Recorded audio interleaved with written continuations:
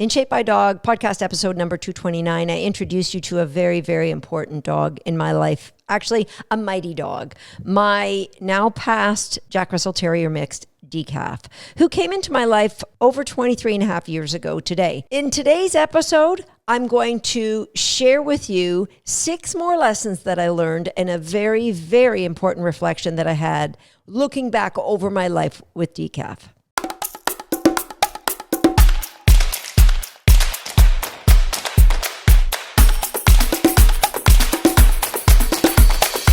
Hi, I'm Susan Garrett. Welcome to Shape by Dog. In our last episode where I shared DeCaff's story with you, I talked about 6 super important lessons that I think about and use, if not daily, at least weekly in my training with myself, with my own dogs, and with my students' dogs. Lessons such as puppy selection, the importance of using arousal states to lower distraction value or lower fears, importance of creating a positive environment, and who gets to pick the dog's best number 1 reinforcement.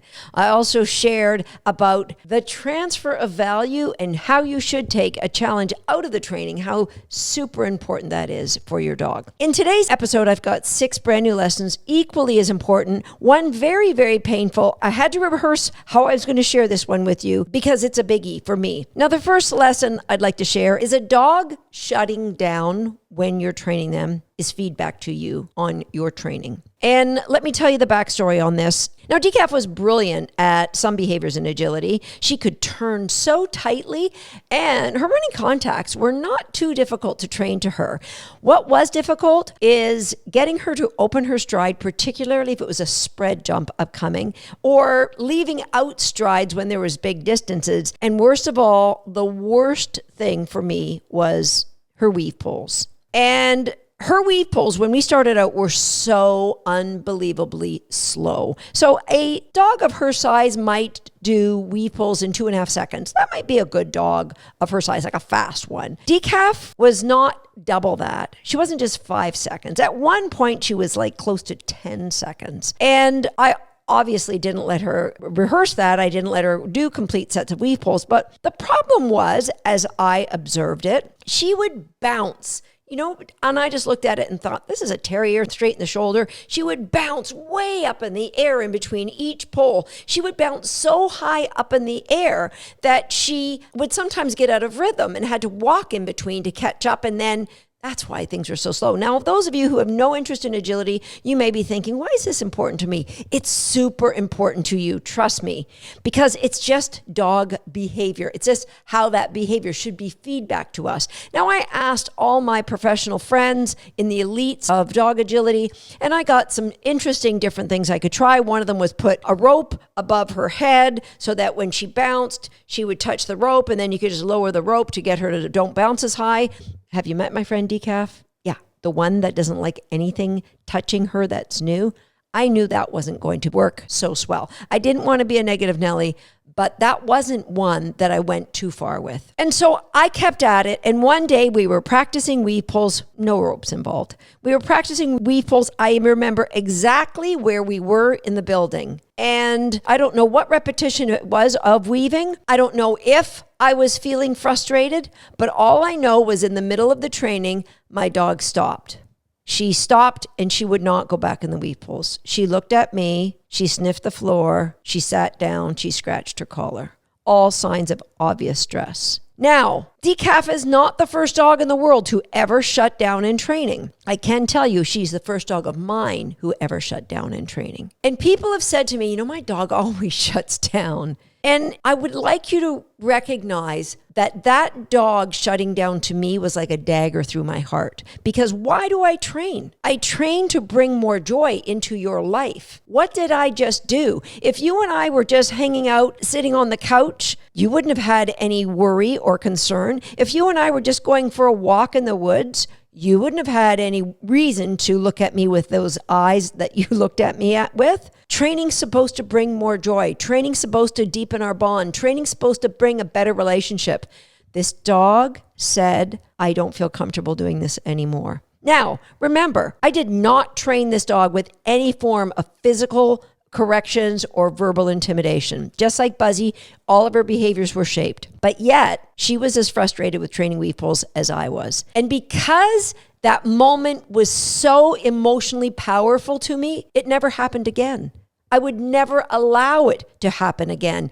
I would video my training. I would set timers. I would journal. I just got more intent about it so that I looked for any obvious signs of stress. And then I would go, you've done it again. And I would go, how many sessions could I go where there's no signs of stress? Those are the ones that count, not the ones that, I see a sign of stress and then I'm going to stop it, because that leads to the dog shutting down earlier and earlier. All right. So that big lesson is that the dog's behavior is nothing more than a critique of your training, your ability to plan the training, and your ability to execute on that training. And so if the dog is not feeling the joy, then you, my friend, have flawed in that planning or that executing. One of the things that I did back then in the early 2000s is I would give my dogs a timeout, or I use a non-reward marker occasionally in Weepuls, especially when they would get a wrong entry. And the non-reward marker would just say, that's not correct, come on back and try it again. Well, that's one of the big lessons that I got from DeCaff is if you have a well-planned and well-executed training plan, then non-reward markers and timeouts are never required in training. However, never is such an absolute. I want to leave just a little wiggle room. My goal is to never, ever use non-reward markers, or my goal is to never use timeouts in any of my training, especially with a puppy or a young adolescent dog. That's my goal. And so if I've planned and executed it and given my dog amazing foundation, it shouldn't happen. Now, what brought me to this was I noticed with DeCaff, when I would give her a timeout, I would pick her up to walk her towards her crate, she would redirect, not on me, but she would start growling at other dogs as we went by. When I put her in her crate, she would immediately spin around and start biting the bars of the crate. It's obvious frustration, aggression, obvious,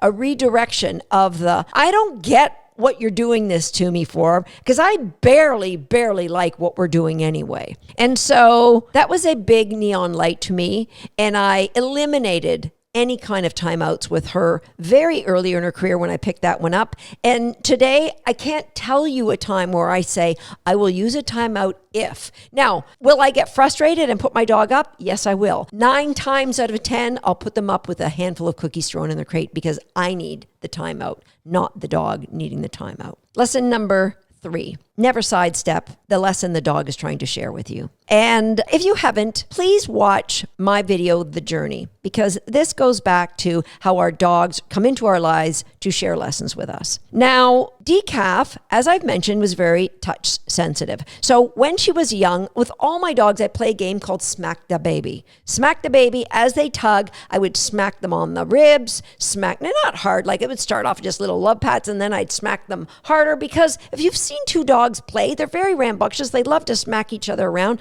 My dogs love Smack the Baby. And I would play it all over their body. Like at first it would just be in their ribs and it might be a gentle push, then in their shoulders. And then as they're tugging, I'd like smack them in their muzzle. Well, DeCaff, when I played Smack the Baby with her, she loved it up to the shoulders. We no play Smack the Baby above the shoulders, mama. No. And so what she would do is, as we were playing tug and I'd smack the baby and she loved it, as soon as I got near the crest of her shoulder, she just dropped the toy and then bounce around waiting for me to give it to her again. So the lesson is, if I was present to that, what she was saying, it would have eliminated so many struggles for me later on. Emotions need to be dealt with before you go on and train behaviors. Now, DeCaff was telling me, I don't want you to play Smack the Baby because I don't like you touching me there. Now, if we were lying on the couch and I patted her face, there was no problem. But here's where the big lesson came to me. I was teaching in Northern California. A student had given me this little toy for her. It was a tiny, tiny little tennis ball on a little rope. I gave it to her. I was on a break. She went out in the ball field and she was just running with this little toy. And as she ran, it started to bounce. And as it got higher and higher, eventually it touched her muzzle. She dropped it and then scurried away from it like it had burnt acid all over her face. And then she immediately dove on the toy again, started running again until it bounced on her face again. Same thing, spit the toy out, dove away from it like, who did that to me? The light bulb came on huge for me. I realized at that moment the lesson that I had been sidestepping. The lesson that my dog was trying to guide me to was, I'm not comfortable with anything touching my face. Weave pulls, she wasn't bouncing because of a shoulder. She was bouncing to get away from the pulls. She didn't want those things touching her shoulders or her face. Oh, Susan. Oh, the agony you could have done without had you realized that. I didn't go back to work right away. I took that ball and I played tug with her and I tried one finger to touch her muzzle. She wouldn't let me do it. All right, that's fine. I know where the counter conditioning can begin.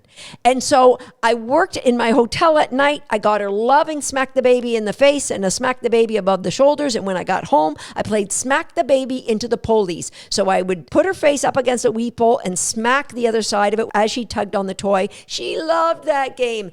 Instantly, her weave poles got twice as fast as they ever were, like in one session, just by teaching her how good it was to have the poles touch her face. The dog's sharing that lesson. Be present to the lesson. And emotions, the emotion of fear, always has got to be the priority in your training over a behavior you just want to train. Lesson number 4, you will never be able to truly help a dog that you've labeled or are comparing. And I was very good at sticking up for Dee and calling her my Dee dog, but when I would work on things that I was trying to improve with her, things like her stride length and her weave pulls, definitely there was, moments of frustration. And the frustration had to have come from a place of lack, of limitation, of you're not there yet, of I need this. And training coming from that place, you are saying that the dog has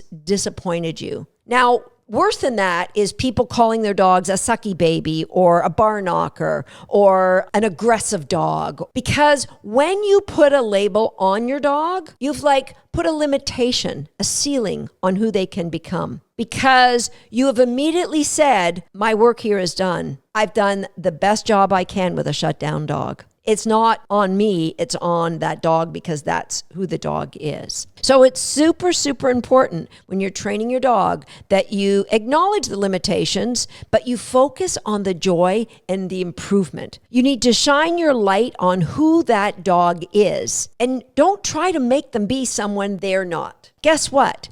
No matter how much encouraging, I could hire the best coaches in the world, and they will never be able to coach me to be anything more than 5'2" tall. However, there's a lot of skills that I could improve. By labeling a dog, you are considering that their limitation is a part of their physical makeup. It's who they are, and that's just not right. Shine your light on where they are great. For DeCaff, it was, man, she could turn tight. Man, she had fast contacts. Man, she loved her seesaw. Those were easy things for me to continue to work on and get better on. And guess what? At the end of the day, she ended up being one of the most consistent, one of the winningest dogs that I owned in my entire agility career. Okay, this next lesson is a tough one for me to share, and it's about the importance of us as humans to release guilt or shame or any angst we have about our dogs, our past dogs, our current dogs, it doesn't matter. So when DeCaff was younger, I had an older Jack Russell Terrier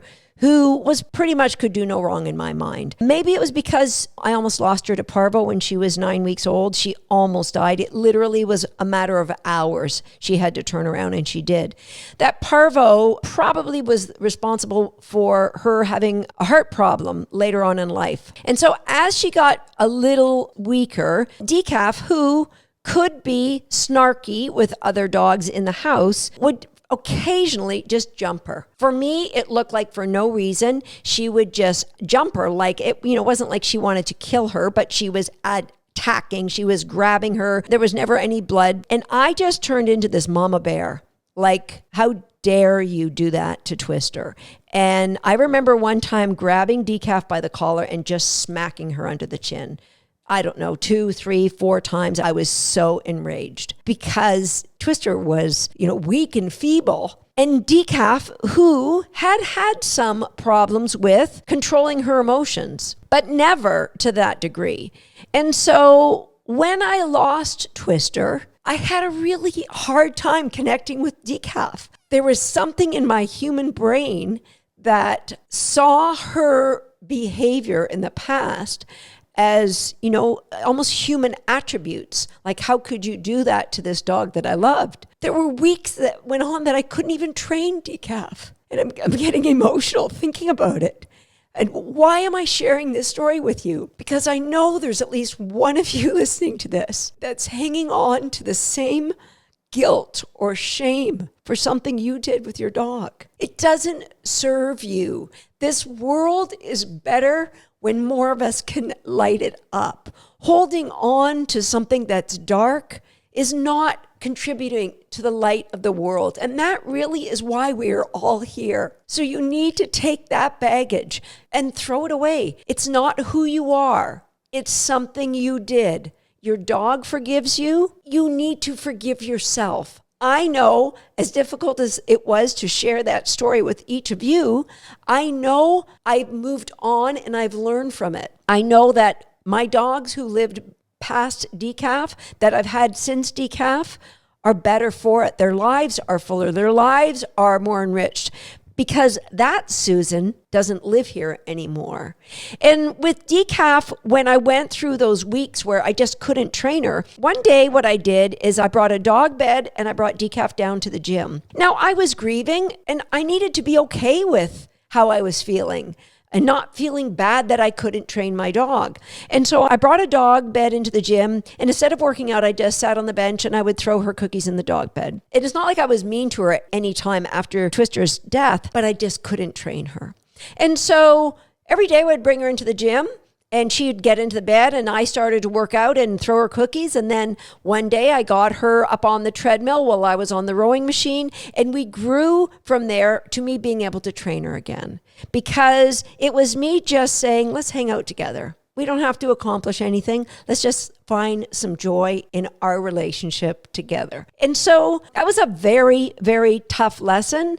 But it's super, super important that you don't hang on to any of those dark feelings. They don't allow you to be the best version of yourself today for the dogs that are in your life today. And they don't serve you to bring out the best in you. Lesson number 6. How did I take a dog who could barely weave in her first competition? I think it was 6 seconds before I discovered the dog ball thing, and turn her into a multi-time world champion in dog agility and a multi-time national champion as far as that goes. How did I do that? I did that because of lesson 6. There's a great book by one of my former coaches, Dan Sullivan. It's a business book, but it's really about excellence, and it's called The Gap and the Gain. And so lesson 6 is focusing on where you and your dog have improved. There's going to be a gap between where you are today and where you would like to be. There'll be a gap between where you are and maybe where your dog's litter mate is,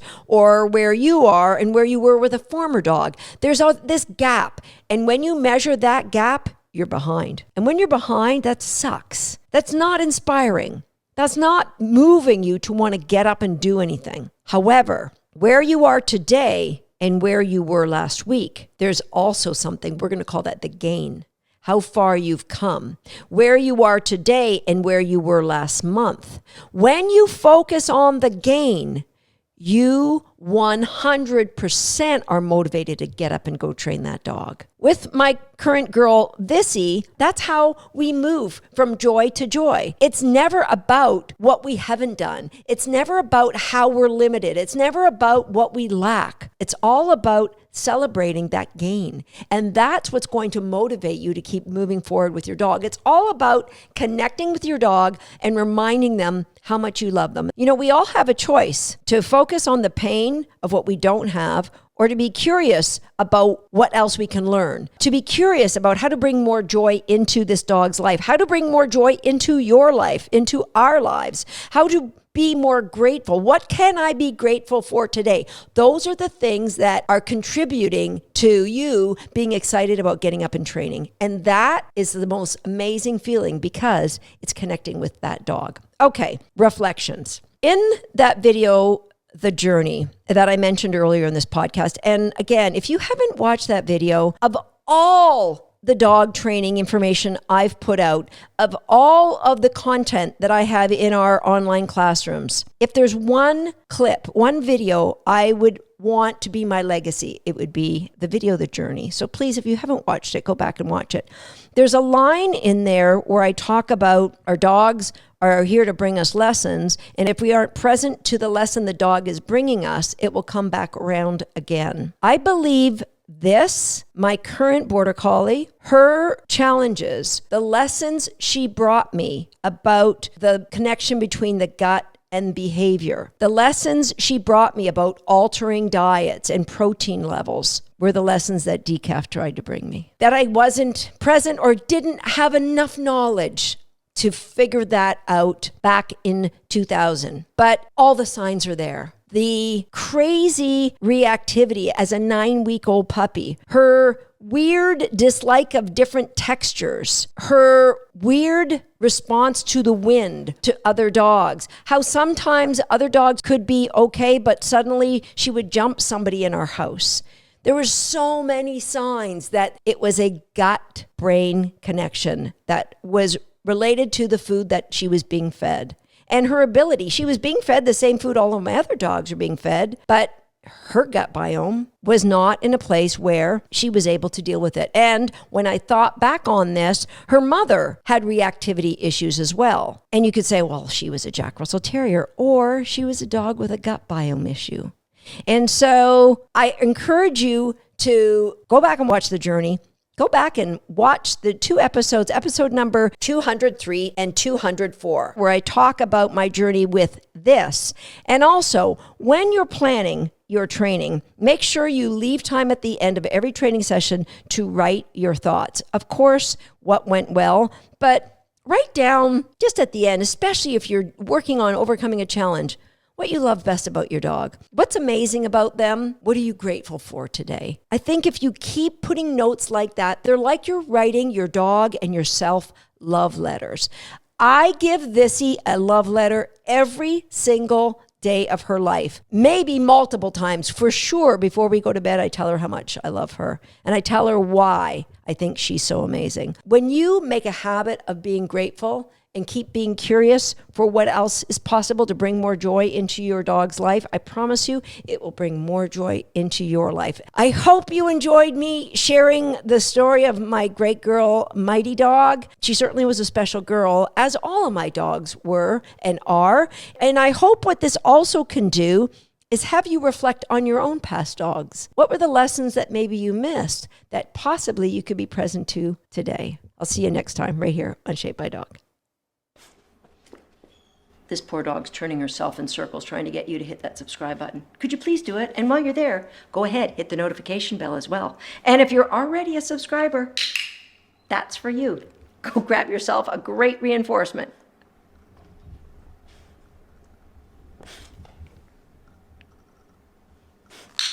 You're such a goof.